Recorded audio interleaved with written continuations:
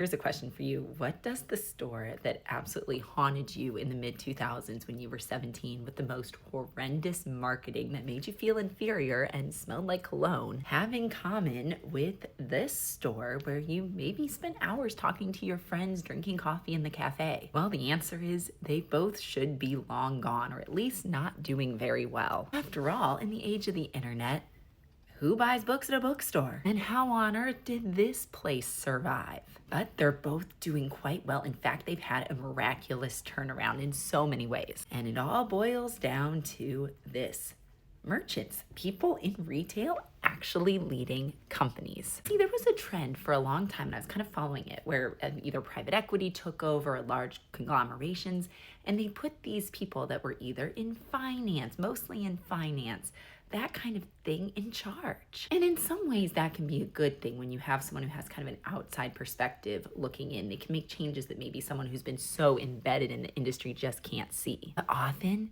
they just ended up trying to squeeze as much money out of these companies as they possibly could. Basically, they became kind of a shell of what they used to be, until some boards got creative and started replacing retail veterans as the CEOs. That's what happened with Abercrombie. That's what happened with Barnes & Noble. And look at this. It's not a miracle all the time, but it worked for them because the retail industry vets were able to see what the customer actually wanted, what it took to get people back in a physical store in a time when it's so easy to buy from home. Reminds me a little bit of Disney too.